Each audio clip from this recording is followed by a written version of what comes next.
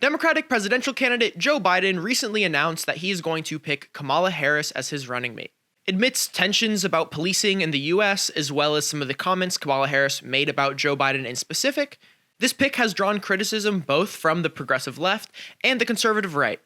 And in all honesty, when I first heard that Joe Biden picked Kamala Harris as his running mate, I really didn't know what to think about it.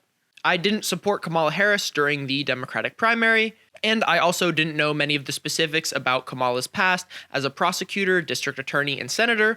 So in this video, I wanted to analyze Kamala Harris as a vice presidential candidate for Joe Biden's campaign. So first, let's look at some of the other running mates that Joe Biden might have picked, and then we'll look into Kamala Harris's past as a prosecutor and senator, and then we'll look at some right-wing and left-wing journalism that critiques Harris interactions so we can familiarize ourselves with the work that Harris has done as well as the criticisms that many bring up about her. We knew that Joe Biden was planning on picking a woman for vice president, so we can rule out already people like Pete Buttigieg and Bernie Sanders. But why Kamala Harris in specific? Many of the other people that Biden could have picked were also state senators, mayors, governors, and a lot of others with a great deal of political experience. But Kamala Harris does have a lot more name recognition than a lot of the others on the list.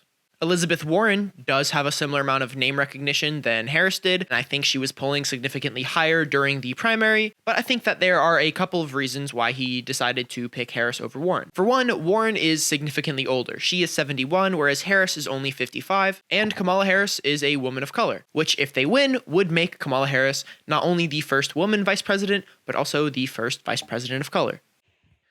Okay, this is just straight up wrong. My bad. The first vice president of color was actually Herbert Hoover's vice president, Charles Curtis. He was vice president in 1929 to 1933, but she would be the first woman of color as vice president. So I'm still half right. Partly because she is significantly younger, Kamala Harris will bring a lot of energy to the debates in Biden's campaign, which just is not present right now. Donald, Mike, and Joe are very old white dudes who seem like they do not have the sort of fire that a politician like Kamala Harris can bring to the stage. And I think it's what a lot of people were expecting, but I have seen a significant amount of criticism, both from the right and the left, especially on social media, especially dealing with her past profession. So if you don't know a lot about Kamala Harris, like I didn't before researching for this video, let's do a little dive into her background as a politician and district attorney. Harris graduated from Howard University as well as the University of California, Hastings College of Law. She then began her career in the Alameda County District Attorney's Office and was then recruited to the San Francisco District Attorney's Office. And in 2003, she was elected District Attorney of San Francisco. Later in 2010, she was elected Attorney General of California and was re-elected in 2014. So Kamala Harris has quite a few years of experience within the US's legal system, specifically in California. So I took a look at Harris's entire career and drew out some of the highlights that I think are relevant for today's political discussion. But obviously, I can't include the entirety of her work and her life history. So if you want to get the full unbiased picture, read her Wikipedia page and check out a couple of articles. Don't just take my word for it. So Kamala Harris ran against Terrence Halliman for district attorney. During this race, she violated the city's campaign finance laws by exceeding the voluntary $211,000 spending limit. During their race, there was a minor political scandal called the Fajita Gate, involving a number of police officers and citizens in a conflict surrounding, you guessed it, a bag of fajitas. During the scandal, there was some alleged criminal cover-up of police misconduct, and the police chief at the time resigned, but there were no charges pressed against him. Harris won the election with 56% of the vote and became California's first district attorney of color. So what did she actually do as district attorney? Well, she inherited a 50% felony conviction rate from Halliman, and during her tenure, the felony conviction rate steadily increased. In the summer of 2005, Harris created the Environmental Crime Unit. Harris filed charges against the Alameda Publishing Corporation and two men hired by the company's previous owner because they were dumping hazardous printing ink in San Francisco's Bayview neighborhood. Under Harris, the district attorney's office received more than 1,900 convictions, and this number also includes people who were convicted of marijuana offenses and more serious crimes at the same time. So the rate at which Harris's office prosecuted marijuana crime was higher than the rate under her predecessor. But the number of defendants that actually served state prison time were substantially lower. In addition, prosecutions for low-level marijuana offenses were quite rare. And her office did have a policy of not pursuing jail time for just marijuana possession charges. Harris also pushed for higher bail for criminal defendants who were involved in gun-related crimes. believing that this was a way that she could help curb gun violence happening in her city and state. The San Francisco Police Department also credited Harris with tightening many loopholes related to bail and drug programs. Harris also created a gun crimes unit and pushed to harshen some of the sentences for specific gun crimes. Harris also created a special hate crimes unit, which focused on hate crimes against LGBT, children, and teens in schools. In early 2006, Gwen Araujo, probably not pronouncing that correctly, sorry, was a 17-year-old Latina transgender teen who was murdered by two men using the gay panic defense, in which someone claims that their violent actions towards a LGBT person were somewhat warranted because of the unwanted, unknown sexual attraction that took place. But the two were eventually convicted of second-degree murder, and Harris, alongside the victim's mother, convened a 2-day conference of around 200 prosecutors and law enforcement officials to discuss strategies to counter such legal defenses as the gay panic defense. Harris subsequently supported AB 1160, which was the Gwen Araujo Justice for Victims Act, which was later signed into law by Governor Arnold. In August of 2007, Harris also tried to work with State Assemblyman Mark Lino to try to ban certain gun shows in hopes of reducing the amount of illegal firearm sales taking place. But this bill never really got anywhere. In 2004, she recruited the civil rights activist Latifah Simon to help create a flagship program called Back on Track to try to help offenders age 18 through 30 re-enter into society. Participants whose crimes were not weapon or gang-related would plead guilty in exchange for a deferral of sentencing and regular appearance before a judge for around 12 to 18 months. This program had a number of strict requirements, and at the end of it, it produced around 200 graduates, which achieved a significantly lower recidivism rate of 10% compared to the 53% of California's drug offenders who returned to prison within 2 years of their release. This program earned recognition from the U.S. Department of Justice and was also found to cost the taxpayers significantly less. Harris also was very adamant about not seeking the death penalty during her time as a DA. In April of 2004, a police officer from the SFPD was shot and killed in the line of duty. 3 days afterwards, Harris said that she would not seek the death penalty as she promised before, which angered the SFPD quite a bit. During the funeral for the officer, Democratic Senator Dianne Feinstein rose to the pulpit and called on Harris, who was sitting in the front row, to push for the death penalty for the person who shot the officer. This prompted a 2,000-person standing ovation from the police officers in attendance, and in addition to pressure from the other state senator and the mayor, Harris still refused to push for the death penalty, although she did have popular support from voters at the time. In 2006, Harris led a citywide effort to combat truancy, which is when kids don't show up to school. She declared chronic truancy a matter of public safety, stating that the majority of prison inmates and homicide victims are chronic truants, or dropouts. Her office met with thousands of parents from high-risk schools and sent out letters warning all the families of the legal consequences of truancy at the start of the next fall semester. Penalties included a $2,500 fine and even up to a year in jail. This program was pretty controversial when it was first introduced and is still controversial today. If you paid attention to the Democratic debates, many of the other candidates brought this up against Harris as a line of attack. 2 years after she implemented this program, Harris issued citations against 6 parents whose children missed at least 50 days of school. 2 out of these 6 parents entered no plea, but did say that they would work with the DA's office and social service agencies to create parental responsibility plans in hopes to help their children start attending school regularly. Over these 3 years, Harris's office persecuted 3 families, but none of them were ever jailed. While I do think that you could be critical of Harris's approach, this program was quite successful. In addition, many of public schools' fundings are based off of attendance, so schools that have less attendance are going to receive less funding. So in a low-income neighborhood with lots of truancy, there would continue to be a cycle of schools getting worse and worse as less and less students go. So while some of the punishments for the parents may have seemed extreme, none of them did receive any jail time, and we did see truancy rates go down quite significantly. In 2013, Harris issued a report, In School Plus on Track, which found that the rate of truancy in the elementary schools led to $1.4 billion of less funding. As district attorney in 2015, Harris conducted a 90-day review of implicit bias and lethal force. In April of 2015, Harris introduced procedural justice and implicit bias training for the police system, which was designed with the Stanford University psychologist and professor Jennifer Eberhardt.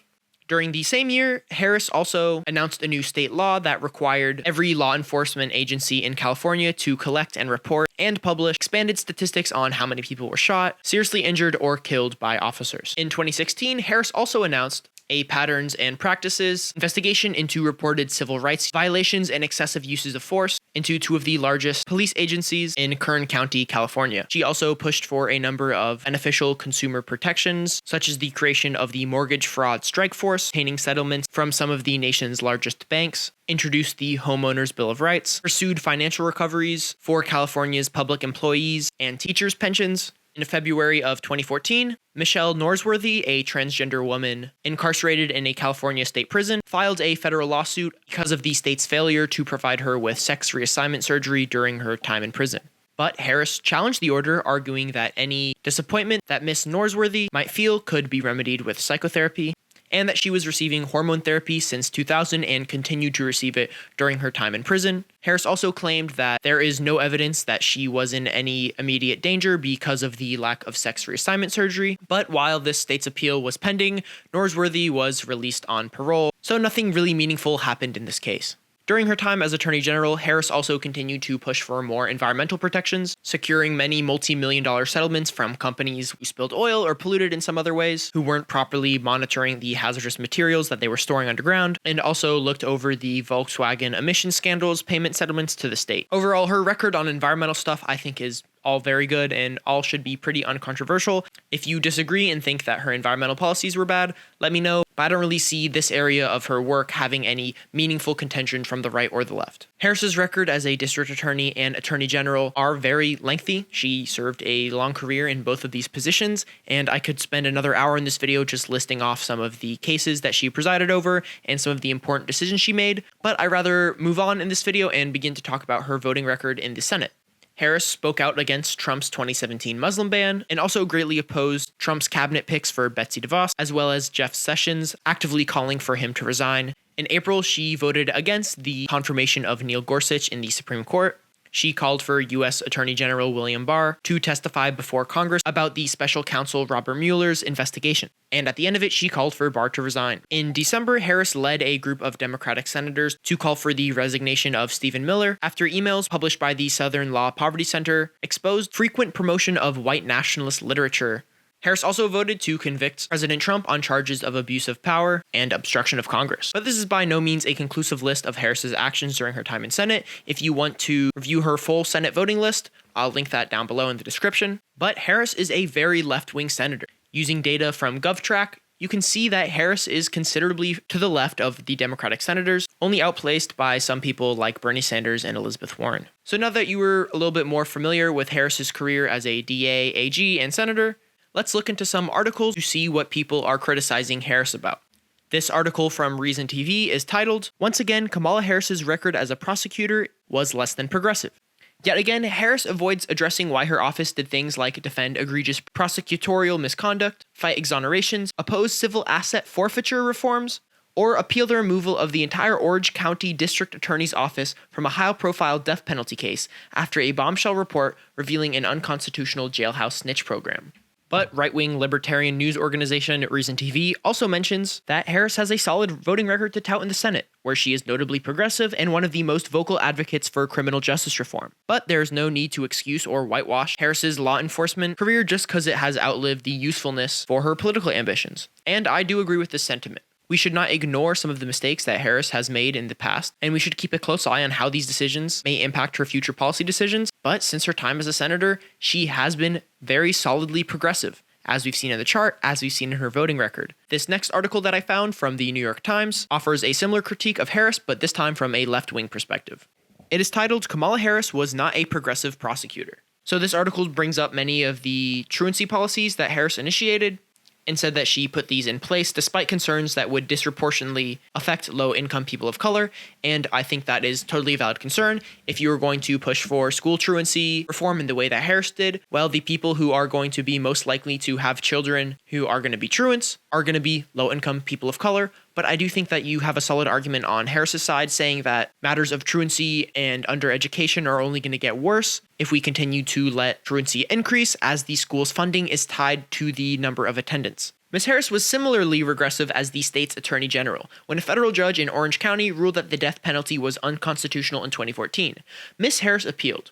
In a public statement, she made the bizarre argument that the decision undermines important protections that our courts provide to defendants, and then mentions how the approximately 740 men and women awaiting execution in California might disagree. But I do think a statement like this completely overlooks how hardline Kamala Harris has been about not using the death penalty in the past. Even though she had immense pressure from Democratic politicians, as well as the police force and its unions, she still denied to push for the death penalty during the case where the SFPD officer was murdered. In the case that the article is mentioning, Harris is appealing the argument that the death penalty is unconstitutional, which I think is completely different from arguing whether or not we should institute the death penalty. In 2015, she opposed a bill requiring her office to investigate shootings involving officers, and she refused to support statewide standards regulating the use of body-worn cameras by police officers. For this, she incurred criticism from an array of left-leaning reformers, including Democratic state senators. And although she did refuse to support statewide standards regulating the type of body cams that police could use, she did heavily push for regulations that involved localities using body cameras. This is not necessarily Kamala Harris arguing against the use of body cameras. She's just arguing that it maybe should not be in the hands of the state to push these regulations, and that it could be better served at the hands of the localities, which is an argument that I'm sympathetic with. Although I'm not some sort of small government libertarian, I do think that when possible, issues should be left up to the localities, and in this instance, I think you have a pretty solid argument for supporting local regulations for police over state regulations. Worst of all, though, is Ms. Harris's record in wrongful conviction cases. Consider George Gage, an electrician with no criminal history who was charged in 1999 with sexually abusing his stepdaughter, who reported these allegations years later. The case largely hinged on the stepdaughter's testimony, and Mr. Gage was convicted. Afterward, the judge discovered that the prosecutor had unlawfully held back potentially exculpatory evidence, including medical reports indicating that the stepdaughter had been repeatedly untruthful with law enforcement. Her mother even described her as a pathological liar who lives her lies. The appellate judges acknowledged this impediment and sent the case to mediation, a clear signal for Ms. Harris to dismiss the case. When she refused to budge, the court upheld the conviction on that technicality. Mr. Gage is still in prison serving a 70-year sentence. I'm not sure that the victim's mom saying that she is a pathological liar necessarily gives Harris full reason to just throw out the case. Maybe there are some details I'm missing, maybe this was a big blunder on Harris's part, and maybe Gage is serving a 70-year sentence that he does not deserve to. She also defended Johnny Baca's conviction for murder, even though judges found a prosecutor presented false testimony at the trial. She relented only after a video of the oral argument received national attention and embarrassed her office. Looking into this case a little bit, I found out that Johnny Baca was a neo-Nazi. And again, the way that this article is framing this case, saying that she only relented after she saw a video of the oral argument, I think is very uncharitable. When judges found that a prosecutor presented a false testimony and Harris was given evidence to believe so, she reversed her decision on the case. And then there's Kevin Cooper, the death row inmate whose trial was infected by racism and corruption. He sought advanced DNA testing to prove his innocence, but Ms. Harris opposed it. After the New York Times expose of the case went viral, she reversed her position. But in this case, Kevin Cooper, after taking DNA tests, was actually found to be guilty of the crime as his blood matched that was present in the crime scene. But if Kamala Harris wants people who care about dismantling mass incarceration and correcting miscarriages of justice to vote for her, she needs to radically break with her past. A good first step would be to apologize to the wrongfully convicted people she has fought to keep in prison, and to do so what she can to make sure they get justice. She should start with George Gage. So this article lays out 3 cases to prove Kamala Harris's history of wrongful conviction. You have someone who allegedly abused their stepdaughter and is serving a life sentence. You have a neo-Nazi, and you have a murderer who pushed for DNA evidence, only to have later proven that the DNA evidence actually confirms his case and continued to serve out his sentence. And if these were the 3 best cases to show that Kamala Harris has a record of wrongful conviction, I don't believe that that part of her past is really as severe as the writer is making it seem. Of these 3 cases, George Gage is the one person who I could see maybe being wrongfully convicted, but again, I do not have enough evidence to definitively say one way or the other. So when Joe Biden first announced that Harris was going to be his running mate, my social media was flooded with comments about Harris being a cop. But I do not believe that Kamala Harris's record as a prosecutor is as damaging as many people make it out to be. In my eyes, Harris was quite a progressive district attorney. If you want to argue that she could have been even more progressive, then I'll agree with you 100% of the time. But Harris did a lot in the ways of environmental protections. Although her actions regarding truancy are quite controversial, the benefits that they had are tangible. Harris's record in the Senate has been pretty stellar. She's considerably to the left of almost every other senator, and has continued to bring many meaningful issues on the stage for discussion. What annoys me a lot about the discussion surrounding Harris is that I see a lot of people on the left claiming that Kamala Harris is too right-wing. She's a cop. She supports the cops. But when I look at her record, even with significant pressure from the police force, from politicians, she refused to push for the death penalty against someone who murdered a cop. And then I see people on the right saying that Kamala Harris is gonna abolish the police, that she's a far left radical. So if you're on the left and you think Kamala Harris is a bad candidate, then I would urge you to point out specific actions of hers that you disagree with or think are harmful, instead of just using her former occupations as some sort of moralistic argument.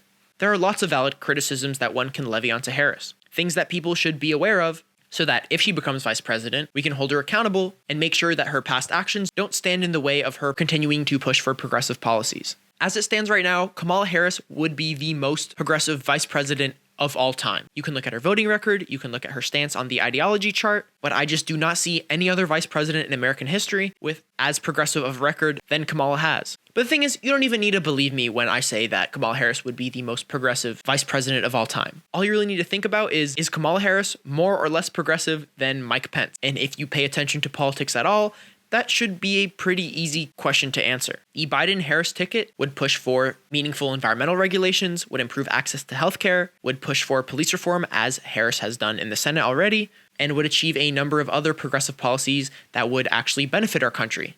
On the other hand, you have Donald Trump, who in his 4 years of office has pushed xenophobic, racist rhetoric towards immigrants, campaigned on building a wall that he has pretty much no progress on, has cost the American economy billions of dollars because of his trade war with China, which hasn't even led to any meaningful legislation regarding the issues of the war. He has repealed countless environmental regulations, and I could just keep going on and on about all the bad stuff that Trump has done. If you want to argue that Harris should be more progressive, then sure, I think that every politician should be more progressive. But unfortunately, progressives are not the majority of the voting population. And what Harris and Biden would push to achieve would actually be very helpful, meaningful policies in the US. Although she is not without flaws, I think that Harris is a pretty solid pick. I think she's a pretty safe pick, and I do not think that it will have a significant impact on the election. But what do you think some of the worst parts of Kamala Harris's past will be? Do you think that those parts will actually impact her policy, or do you think that even if her policy continues to be good throughout the rest of her career, just her having done those things in the past just disqualifies her at all from being in the realm of public discourse? Let me know. I'm on social media at LucaPFETV, on Twitter, on Instagram. Make sure you're subscribed to my channel. Hit the bell if you want to be notified for my new uploads. Comment below any contentions or disagreements you've had with me during this video, and all the sources that I've used are going to be in the description as always. Thank you everyone so much for watching, and I hope you have a great day, and please vote for Joe Biden and Kamala Harris. It's the right thing to do.